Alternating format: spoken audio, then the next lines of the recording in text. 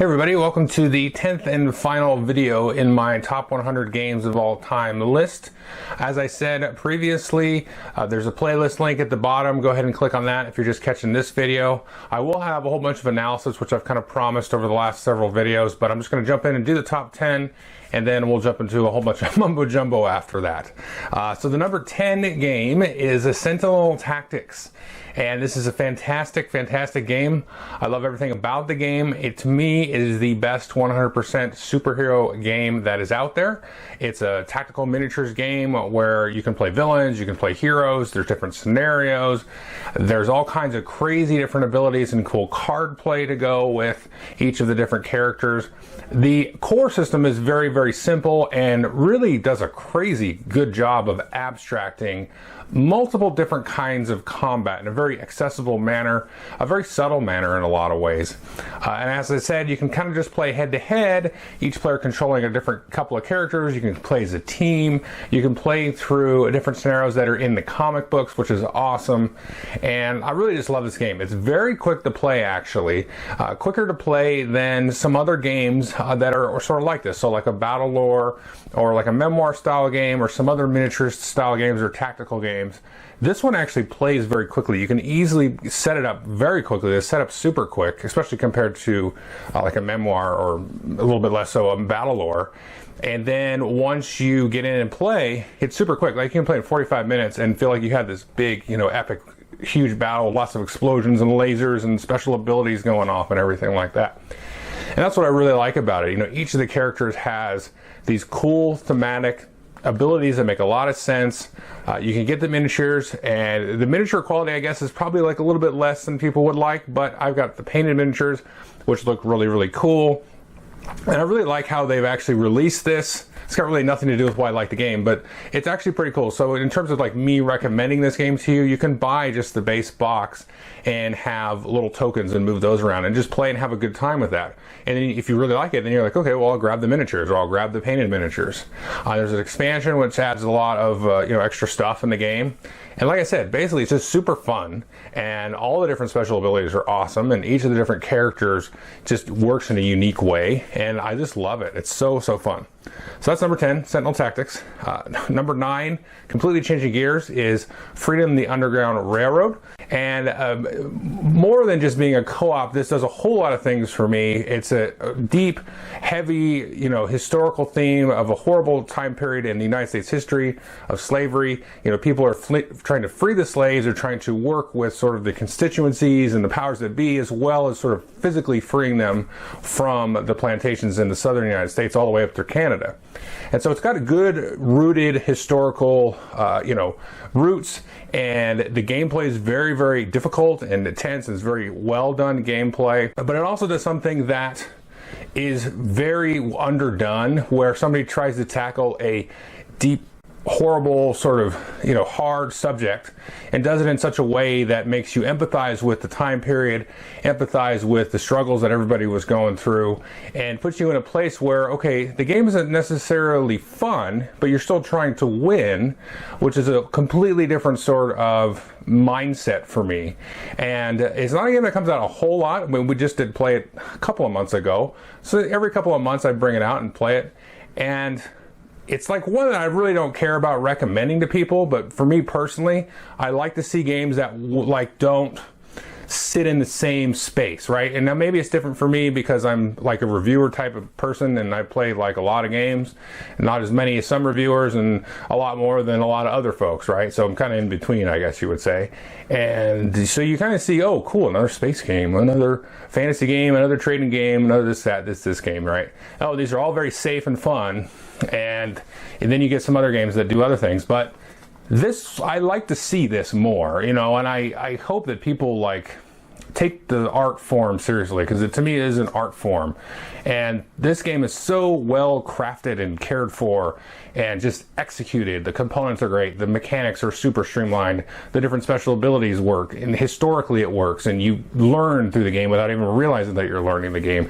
And it's tough, and it puts you in an emotional spot, I think, that other games don't do. I wish the games would do more of this and do it with intent and do it with, you know, like do a good job. Like take a little bit of stock in yourself and do it respectfully and all that kind of stuff. I'm not saying people don't do that, but I'm just saying this is apparent and obvious and excels and like hits it out of the ballpark. And if somebody asks me like, what is gaming about? I would say this, and I would be wrong, but I would say in 10 years, this might be what it's about. So I get back to the whole movie thing with this, where I like the Independence Day, I don't know, Mad Max, you know, those kind of Hollywood blockbusters, summer blockbuster movies, but then you also have a movie like Life is Beautiful, which is an Italian film that maybe a lot of people don't know about, but it did win an Oscar, I think. And, you know, stuff like that, you know, where this puts you in a spot, and those are like okay emotions to tap into. Like, it's cool to do that. It's good. Do it. It's good for you. You know, it's cathartic. People should be able to go open a space, have a set of rules. I talked about this when I talked about Splendor, that you can all kind of communicate and do stuff about it. And I think that's amazing. So that's why it's number 9. And I know I get a little bit hyped on that, but I want to see more of it. That's all there is to it. And this one to me is the pinnacle of like so many things, like just the last 25 years happening right there in that box. Number 8 is Eminent Domain, and this is the highest sort of multi-use card game style game on my list. It derives a lot from Race for the Galaxy and Glory to Rome. You have a little bit of role selection, but you also got some deck building, so it grabs a little bit from Dominion in that case. And then each player is obviously, you know, growing out their sort of kingdom or their empire in space.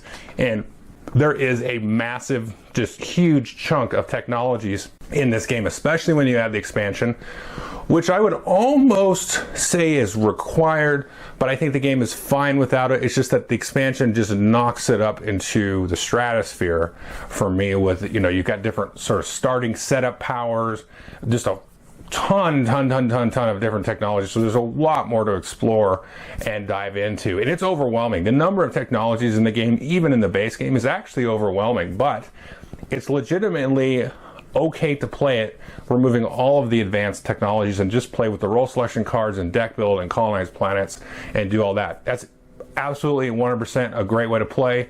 And frankly, when we originally played this, I actually asked Michael Mendez way back when, and I don't even think I was reviewing games then, and I said, hey, can I get a look at the print and play copy, because it was on Kickstarter, and this was like the second game ever on Kickstarter or something after Alien Frontiers.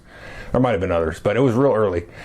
And so he said, yeah, he sent me the PDF, and I played it with some of my friends that we always play Magic and Ascension and stuff like that. We played it, and we loved it. And we sort of accidentally played without using any of the tech powers. I think one of us bought like one, or like, oh, we didn't even use those. But I was like, that actually kind of worked. It was pretty fun. And then we kind of slowly, gradually moved into applying the different technologies. And now it's like, you know, now we kind of know it, and we go in and grab different stuff. But it really excels. I mean, it feels like you're micromanaging your empire. You're really worried about what other players are doing. It's got sort of a race aspect to it, where you're kind of racing to colonize the most planets and ship goods and all this kind of cool stuff. And it's one of those things, again, it's sort of like a pinnacle thing where I talk about with Freedom. You know, you've kind of taken the deck building, the role selection, that Glory to Rome, the multi-use stuff, and just really just, you know, it's come together in such a fantastic way. Fantastic game. This is probably my favorite card game in general. Let me make sure I'm not lying about that. Yes, I'm not lying about that. That this is the top card game on my list as well. So that's number 8, Eminent Domain. Number 7 is Space Cadets. And I believe, was it the last video? Yes, last video had Space Cadets Dice Duel, and this is just regular Space Cadets. Now this one is a full-on co-op, whereas Dice Duel was the team game. And players are managing different stations in a starship.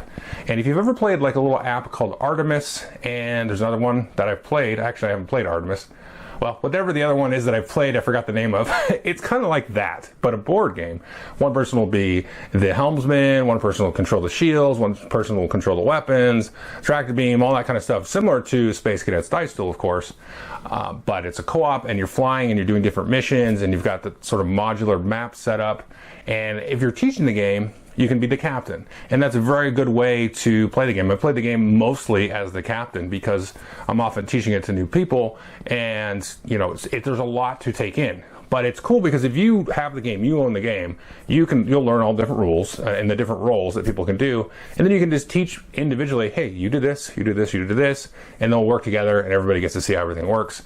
Because taken as a whole, it's kind of an unwieldy, complex game a little bit, but taken in the different pieces, it's super breezy and easy. It's great. It's because you feel like you're on the Enterprise and it's like in the middle of one of the Star Trek movies or the shows when things are going wrong, everything's going bad, everybody's making mistakes, you get to yell at people, how could you miss that shot, or how could you not find that, and all this stuff. So it really elicits like this bumbling crew of fools driving a starship and getting into all kinds of crazy things. And it's super tough, but really, it doesn't even matter if you win this one. More than like most co-ops where I kind of feel like, oh, I wish we would have won. Like, I don't even care at all if we win the game, like whatsoever. So this one is it's a super riotous fun time. And really, this is another one. Like, again, a lot of these top ones are just kind of like, they're really, really fun for me. But then when I take a step back and I'm like, I can't believe this is a real thing. I'm so lucky to play this. And this goes for all of the games I've talked about so far, and this one and all the ones above, where I'm like, wow, somebody made this into a board game. Like, how? How did you think of that? Like, what magical well of creativity did you pull this golden gem out of? I mean, that's what all of these games are. I mean, even some in my top 20, right? But the ones today are just all going to be, just make me step back. So that is number 7, Space Cadets, and number 6 is Urban Sprawl. It is a sort of a Sim City game, sort of, but each player is competing and you're controlling sort of the same city space, and you're going to grow it from a small little town up into a full-blown city. And so it's a lot of card drafting, which I like. There's a lot of sort of hand management and playing out different types of buildings onto sort of this grid. And then there's also roles that you can be elected as, so to speak. You don't vote on it, but the game board will sort of dictate who is what role, and somebody will be the mayor and so on. The thing I like about this is there's a few other sort of city management games, and one that I like is Suburbia. But this one's cool because everybody's competing in the same city. Like it's a personal thing, but my immediate breakdown for those kind of games is like, okay, we're drafting or we're doing different things. We're all building our own city, and you don't usually have like a lot of interaction, but they're somehow doing different things. But this one is everybody's in the same city, and you're trying to be sort of the controller of the city. So you kind of imagine like, I always kind of go back to Gangs in New York, where the city's sort of coming out of this mass of chaos, and then a city forms, and then there's like sort of a power structure, and there's neighborhoods and different industries and things that happen. And so you're kind of very selfishly, in a lot of ways, trying to be sort of the controller, ruler of this city. But you're doing it not in a cooperative way, but you're doing it together. You're coexisting together. And it's very nasty, very fun. It's got a lot of chaos in it, which I really, really like, actually, because after you play a couple times, you kind of get used to it. You kind of get used to the events that could happen. So you need to always be prepared and set up for when the chaos arrives. And you start to get into sort of the cycles of the city, which is really, really cool about this game. So you have these different elections that are going to come up, and you're going to score different ways, get money, get points, and all this kind of stuff. So the game becomes very sort of, I wouldn't want to say predictable, because that's the opposite of good, but it's like predicting in a way. It's not predictable, but it's kind of predicting, but there's still enough random chaos and stuff that is life, So in terms of like politics and things like that, like this example, I've been watching a lot of House of Cards. It's a Netflix TV series where these really evil political people, frankly, are trying to do different things, but they're always having to deal with kind of your day-to-day chaos. And this kind of has that kind of thing where, you got your goals and your personal goals, and you're still trying to deal with this vibrant city of breathing people that are not doing what you expect them to do, just like life is. I don't expect like presidents and mayors and governors think they have absolute control. They're kind of trying to manage chaos, and hopefully with good intentions, of course. But that's what this feels like, is you're in this shared space. It's very gritty, feels very street in some ways, so it's very sort of grounded to me, and it's a fascinating game to play. And so it's a super unique game as well. There's not really anything I can really pin and say, oh, it's Urban Sprawl is kind of like this. I'm like, can't think of anything. Maybe Through the Ages, like that's the only one I can kind of think of, but not really at all. So That is number 6, Urban Sprawl. Number 5 is Defenders of the Realm, and this is the highest co-op on the list. And what do I like about Defenders of the Realm? Well, a lot. So it's kind of a Pandemic spinoff where it takes some mechanics from Pandemic and then reuses them and changes them up quite a bit. It's definitely not anywhere close to a ripoff. It's a completely different game, of course. And players take on the role of different heroes, and they travel around and they fight off bad guys, and there's 4 different bosses usually, depending on what kind of variant you're playing or expansion. And you're trying to fight them back and beat them, and you can go on quests and do different things like that. You have different special abilities, and there's a ton, especially if you add in the expansions, there's a ton of heroes and different minions and bosses and quest cards and like different like setups cards. You can like deal things out to add different sort of things to like the environment and everything. And for me, this is kind of that game that feels most like an adventure. So like I'm a nerd, in a lot of ways, and so I grew up in the 80s and all that, and so adventure games were always kind of big back then. So I think that kind of speaks to me, like you had your adventure games on the computer, and D&D was still kind of a new thing, and you would go on quests and fight monsters and live in the world. So this one feels very adventure-y though, more than other games where you can kind of get bogged down in minutia and stuff. Like this is, I got a character, they're pretty awesome to begin with, I got cool special abilities, and I can go around and just beat up stuff right from the beginning. And like I said, there's a ton of variety and stuff packed into stuff, especially when you have the expansions. It just feels awesome because like everything is contained within the world as well. Like I don't have to play from game to game and sort of maintain and persist things, which I enjoy in some ways, but this is like open the box, throw it in. And similar to like Eldritch Horror, which I said, it's like I can open up it looks like it's kind of like Jumanji, where I peek into this world, all this stuff has been going on, and like, oh, we're visiting here, and now I'm this avatar, and I'm this person, and I play, shut the box up, and the magic goes back onto the shelf. That's what that game feels like to me. It's just pure adrenaline fun kind of thing where there's just so many different things that you can do. And like I said, it's just a purely fun game, and the system and all the stuff underneath works really well. It really implies and gets you to do a lot of teamwork where you have to kind of build together a hand of cards and go fight a big monster. So it's got those big arcs and peaks and everything. So like I said, everything just really adds to that adventure feel with Defenders of the Realm, which I love. I just love that. Okay, number 4 is Power Grid, and this is one of those early games for me that like sunk its fangs into me and attached to my retina and then crawled back in my brain and just made me go, okay, so there's a thing called board games now. And so I played a lot of games prior to Power Grid, but this is one where I was like, oh my gosh, flip the table. This is amazing. Who thought of this? This is awesome. Let's play this forever. A lot has been said about Power Grid. I think it was ranked, I don't know where it's ranked anymore. I stopped keeping track of that. I think it's in the top 10 still. It may not be. A lot of these older heroes are kind of getting pushed out. It's amazing. There's an auction. You get power plants. You try to run your power plants and power different cities on these different grids and networks. There's a ton of different maps for it. Sometimes there's different rules for the maps. Sometimes there's not. Cutthroat. It's not just about the auctions. It's a lot about sort of, taking over certain parts of the territory. That's a big part of the game. There is some gamesmanship where you try to stay kind of in last place, which I kind of like. I like Tammany Hall. I talked about that way back. I like kind of the cat and mouse of that, and I understand that's sort of anti-thematic, but I quickly explain that away because I work at a somewhat large corporation, and it takes them forever to change gears. Where I used to work at .coms back in the day, I guess, and they shifted gears like nothing else, So that's kind of what it's like. So you get first dibs because you're smaller and you're not scoring as many points, so it's a catch-up mechanic, and because you're more nimble. So there you go, quick explanation, but that's not going to come to everybody, right? They haven't experienced that. Yeah, it's crunchy, it's Euro-y, it's just, you go at each other, you're trying to cut each other's, faces off, and I love that in games. So that is Power Grid, number 4.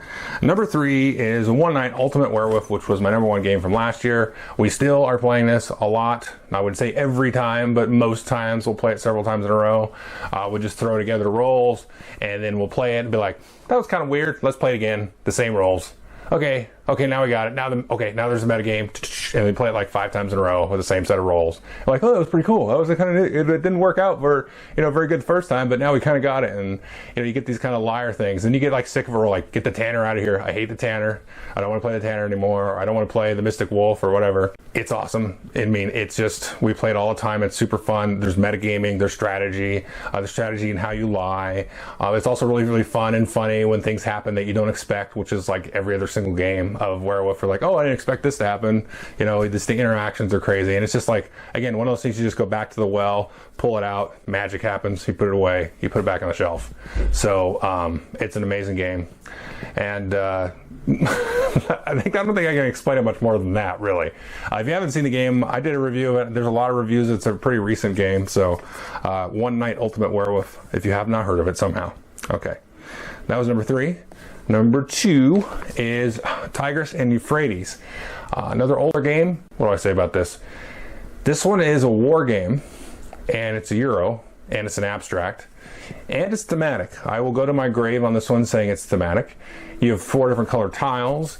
You are trying to control and get points for 4 different sort of types of categories in civilization. You've got the politics, you've got the religion/war, you've got the economy, you've got the sort of the farming, the agriculture side of it. So you've got to build them up evenly, because if you go full-on farming, you're not going to have much strength, right? Politically, you're not going to have much economy. If you just go pure politics, nobody's going to like you, and then you need to have a little bit of religion, a little bit of extracurricular brain power happening there. You got to mix all these together, and you can be very tactful.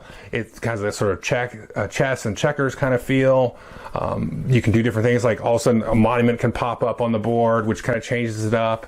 And with the newer stuff, you have the wonder and the civilization building. So there's some different things that charge that. But something about it, like, it feels very cutthroat and nasty, but very easy to play. Because all you do is like, oh, leader here, tile here, and then okay, now I've just ripped your Adam's apple out, and you're bleeding all over the table. And so that's awesome. Like, I love that. If you haven't figured out, a lot of these like nasty games are at the top of my list. So that to me is like kind of the game. Like, and the other thing about the game that always gets me is it feels like this game was actually created in like 5000 BC and somehow was forgotten about, and then Reiner Knizia like dug it up. He says he designed it, right? But he dug it up and then put the pieces together and then put out the rules as his own. I'm going to say that for fun. Obviously he didn't, but that's what it feels like. It's like, oh, this is what people used to play back in the Mesopotamian times, and between the Tigris and Euphrates, and this is how they would sort of play out their power struggles and stuff. And the reason it is because it's so abstract. So you expect that chess and Go, and previous to that there must have been other games that we've not kept up with. It feels like that, right? So you've got like tiles and big wooden blocks that you would be putting out back in the old days and everything. So it has that feeling. It's got the theme of that era. It's very nasty, but it's also like very balanced. And so you have that sort of smart Euro economic kind of vibe happening in the game, which I like. And it's a civilization game, which I've said before is one of my favorite themes. So maybe this is my number 1 Civ game. I don't know. Hard to call it a Civ game because it's so abstract, but it's kind of a Civ game. That's Tigris and Euphrates. So number 1 is Calais. And speaking of slitting each other's throats, this is a game where you can do a lot of that. And this is, I don't know why this happens. It's so good. This game is so good. It's very nasty. Don't play with 2 players. You can play with 3, 4, and 5 is the weakest out of those, but I will still play with 5. 3 and 4 is the quintessential 2 player counts to play it with. What players are doing in this game is you are sort of working together to build a castle for a French king, I guess, in the town of Calais. And you're also building up this town. So the first thing I like about it is you visually will see this community sort of grow, and the different shops and the different workers and everything. Then you have these workers, and this is not the first worker placement game, but it is like the worker placement game that sort of kicked it off, from what I understand. And a simple thing like you have to pay your workers to go and do your job for you is very interesting to me, and a lot of games don't have that. I know that sounds silly, but I love that about that. You have to pay, oh, I gotta pay you to go do that. Okay, so you go do that, it costs me something, but you're gonna bring back something. You're gonna go create, give me some resources or create a thing for me and bring it back. And then you also have this provost idea, where the provost is moving up this track, sort of counting time. He's sort of like the sort of hidden hand of the king who wants the castle built. You can bribe him. You can bribe him to screw over other players. And you can do that collectively as a team to screw over somebody that is a little bit farther out than they think they should be, because you place workers on these spaces. There's a few at the beginning, and then they kind of grow and the town grows more. And then, you know, so the provost moves up, and then if you are past the provost, you don't get to do your stuff, because the provost does not approve of your license that was handed down by the city hall committee, because we've all banded together to bribe them to screw you over because we want to be rising in power in favor of the king. I love that aspect of it. And I love how there are different sort of paths to victory as well, sort of mixed in with this.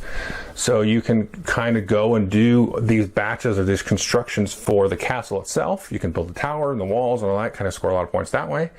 You can spend a lot of time working on the town itself. So you can build up some of these more infrastructure-y kind of buildings, and then you can also build up some of these big cathedrals and things outside of the castle. And then you can get favor. You can go do the jousting thing, which is kind of a random thing that's going to happen, where you can go and do that, and then you can get the favor track, so you can get some sort of favors. You know, it legitimately feels like favors. It's not just like a random track to me. But a lot of games have stolen that favor track idea, where you like do something, oh, a little extra bonus, you know. So you have that little sort of a combo thing. It's like, okay, if I do this, send in these batches, get the favor's going to allow me to build this. I'm going to get, you know, then you can do these different things where you can just have a big turn, which is great.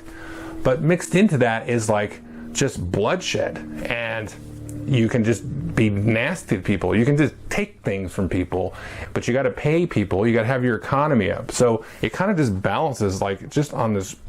To me, there's like purity to it. Now, I should be forthcoming. There is some sentimentality to this. As I said earlier, I'd played some games with some people starting around 99, 2000, and we played games. They brought games like we'd play El Grande, and then later Puerto Rico came out, which I hated, and we played Princess of Florence, which I hated, but we played Age of Steam and Power Grid and this and that, and some other games I forgot about probably. Samurai, Tigris and Euphrates, Loners, all that. And then I got on Board Game Geek and started researching stuff, and I'd been on there for a while, and then I was like, I want to buy a game, because we had played a lot of these games a few times, and you know, and gotten sick of them, and some not sick of them, but you know, you just want to try new stuff. And so I started researching, and then Calais had just come out, and I was like, oh, people seem to really like this. You know, I didn't really know much about it, so I went and I read the box, and I was like, oh, okay, cool, I got that. So I bought it and I read the rules. So it was like my first game, you know, and it's still stuck around. It's not like it's gone away. At first, it's just magic. I know it's like I want to say, you know, it's number one for sentimentality, but if you ask me, like, what would I want to play more than anything ever, would be that. But yeah, so it's got just so much to me. I mean, and I'm losing words, because like I said, the sentimentality sort of gets in the way. But I love the nastiness, I love the cutthroatness, I love the purity of it, and I love the theme of it, because you see this community grow and change, and you know, the different buildings come and all that stuff. So it feels like there's people, they're alive and they're happening, and there's activity, and it's people talk crap to each other because you screwed them on the provost, and they can't do this thing because they can't get the gold that they wanted, and you just the two of you are like cackling at this person because you both put in $3 because, hey, we kept our money supply coming in. You're the one that's broke. You can't do nothing about it because we bribe these politicians. So you've got these workers and politicians and kings, and everything is happening. But it's not like this crazy game with like lots of exceptions and weird rules or anything. And it's like, it's purity. Place a thing, get a thing. But this world blew up out of it.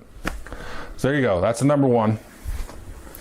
Now we go into the analysis of the stuff, of the things. So I got my notes here. All right. Okay, so I've been taking notes as I was making the list, added a couple notes here as I've been making the videos. And so I'm going to try to blow through these sort of quick, but there's that. So I'm just going to start talking. So first of all, I want to thank everybody for the feedback throughout you know, everything, and especially the last few videos. And thanks for the Kickstarter backers for hitting the stretch goal and then forcing me to do this. So that's cool. I really do appreciate it. Anyway, I really appreciate it though. That's hard. It's a weird connection, but I do appreciate it. Thank you. Number 100 was a weird spot, right? Because I kind of swap things as you would expect in and out of that spot because there's so many things. I mean, there's things that I miss. I mean, I talked to, I think the last video, Dominant Species, but I only played that once. So, Sushi Go is like one I would throw in there because it's really fun and easy to play. Betrayal House on the Hill is one that I have fun with. Could I throw a weaker Feld in there? Rialto, Bruges.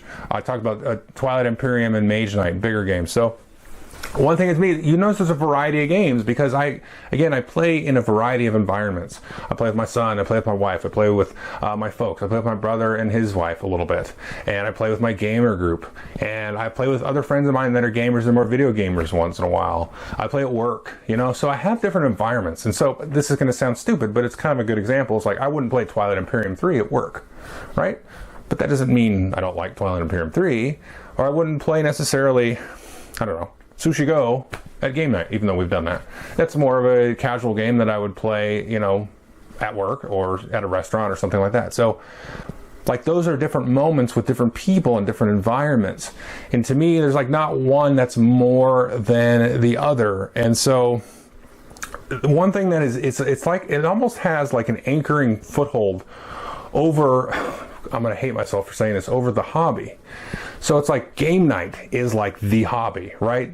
I mean, I'm trying to get to a spot here, but game night is the hobby, and I don't think that's right. I don't think it's complete, right? Because game night is not the hobby.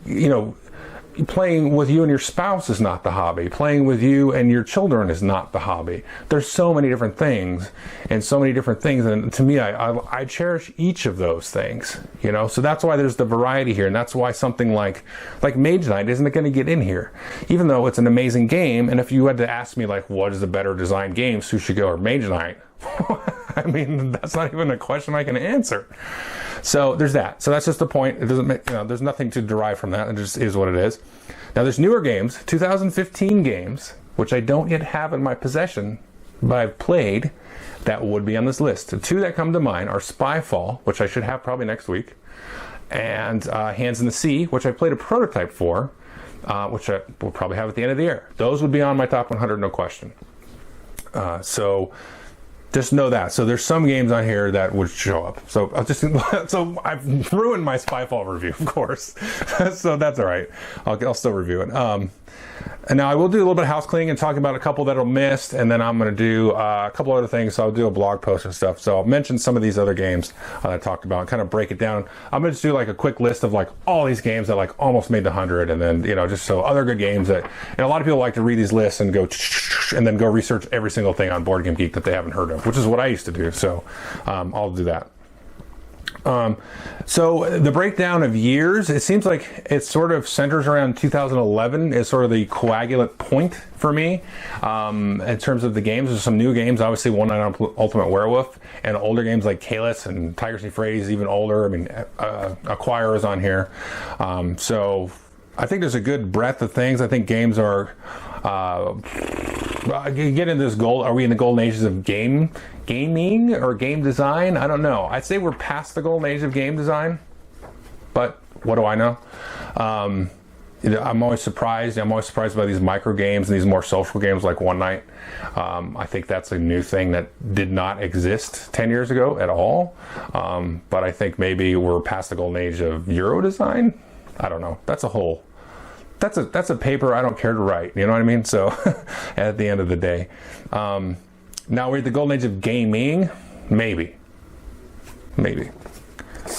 Depends on everybody's attitude moving forward. All right. Oh yes, the first 50 were very, very, very easy to do, and then it kind of got more difficult, and then about 75 it got much more difficult. And I think because there was so much, the glob of the rest of the games was sort of, there's so many, and I couldn't really tell you which one I like better, because again, back to the environmental kind of thing. So I think 100 is like almost too many for a list. I don't know about that, but it's like 100 is too many, I think. Because after about 50, it's like, I take or leave these, right? I mean, I like them, but like I could live on the 50 forever, you know, I feel like that. So there's that. But you always want to try new stuff anyway. I mean, trying the new stuff sort of helps you appreciate the first 50, sort of, you know. So like, oh, this is good, but no, this kind of does this, you know, better maybe. I don't know. I could go through every last game, even Calais, I kind of did, and point out multiple critiques. And I tried not to say why I liked number 4 better than number 5. First of all, don't make the videos be really long, but then you kind of delve into negative town. And that's what I talked about, sort of burning the incense and sort of figuring out what I liked more. And to me, like, you can have bad experiences with all of the games on my list, for sure, but you know, I just choose to kind of ignore those because that's just kind of happen. And you're going to kind of play a game a lot and then get burnt out on it and then play it more. And I do see this sometimes with people like, well, I played a game 10 times or 20 times and then I figured out that it was this or that. And it's like, okay, why don't you just put it on the shelf for a year and then come out and pull it out and play it again? I mean, or not, or just don't. All right, I don't want to say never, but I'll never do a top 100 ever again. I don't want to do it. I don't want to do it. Things will change. Like I said, the bottom 50 will probably change in and out. I mean, some of the top 50 could change in and out. You know, you could have like somebody redoes Calais or something and it makes it better somehow, and so that could happen. But I don't want to, like, my thing is I don't like to be necessarily married to a thing except for my wife. I kind of like to keep my options open, so to speak, where I take things tactically in life. I'm always okay with learning new things and having like my paradigms wrecked. I'm okay with that. I mean, it's happened so many times, you know. I'm almost 40, so there's that. But I'm okay with that, and I think that's important for me anyway to be like that. I don't think I could live, you know, where I put myself like I am a Eurogamer or something. That's the least important thing I could say ever. But so it's like I don't want to keep revisiting it and saying, okay, this is now the order. This is what the thing is. This is the list. This is written on a stone tablet. It's not. It's gaming, right? So there's that. And it gets back to this whole thing of restressing the environments, and my environments could shift in 2 years, and I could be doing different things with different people, and Calais will still be on the shelf, but other ones may come and go because, like Mage Knight, we can't play it all the time. So there's that. I think that's important to know and also worthless to know at the same time. But it was very interesting in terms of sort of self-evaluating and getting back to that sort of incense, you know, meditation thing, and figuring out like what I really like. And that's something that was very cool. And I think if anybody's watching this and you're like new into board gaming, I think like if I could give you advice, which feels weird because it's such a just a extraneous thing, board gaming or gaming, like you start to learn what you think you will like after a bit. If you'll have a game that hooks you, right? Like Catan or Lone Herds or Power Grid or whatever, and that'll hook you. You're like, wow, this is great. This is Monopoly sucks. You know, like you have that moment. And then you get into it, and then you're like, okay, I like this style of game. And then maybe you kind of, depending on the people you play with, worm in and out and go to different things. And then you will figure out eventually like what you like in games. But it's almost like, look at my note here, the self-reflection part of it is very interesting. And it's, like I said, there's kind of that magic in the box thing that is so different than other endeavors, other art forms. And to me, if I like to look at gaming, it's something, you know, obviously I feel strongly about it, or I wouldn't be doing this. And to me, I don't know if it's important. Like I can't see that far ahead, but I think it's interesting and it should be explored. And I'm so thankful for publishers and designers, other reviewers, other people playing and writing stuff and just putting their thoughts out about it, that I think there's like something new here, because it's like you can have music and movies and things that people do. And to me, gaming is most like music. Because if I want to listen to Black Sabbath, or I want to listen to Bob Dylan, or I want to listen to Enya, or I want to listen to, I don't know, Lady Gaga or something, right? That's a particular kind of vibe that I want to get to. It's like a thing. It's a song. And that's, I think, to me, gaming is kind of like that. Now, it's not exactly like music. It's more probably a lot like a movie in some ways, because it's plays about the same amount of time, and then you can kind of step in and step out of it and all that. So to me, that's what the interesting thing about this was, where it's sort of like, what do I like in music too? I mean, my musical tastes are like just all over the place, just like gaming. And I think that's something for people to really, I wish that people would make their own top 100 lists, is what I'm trying to say here at the end of the day.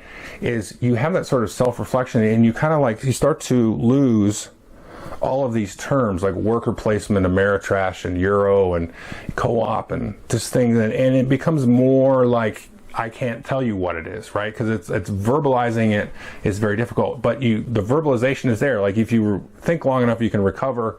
And hopefully in my explanation, a lot of these games kind of gets you at sort of the, a lot of times it's emotional, sometimes it's more of sort of a tactical kind of weird nebulous thing where you're trying to like just go at it, just kind of kill each other at the on the table there. But thankfully you don't. I mean, you step away from it. It's fun. It's weird. Make your top 100 and then go and do it. And then you can this shed all this like mechanical crap and this thematic crap that we use to communicate, because there's like really nothing better to say.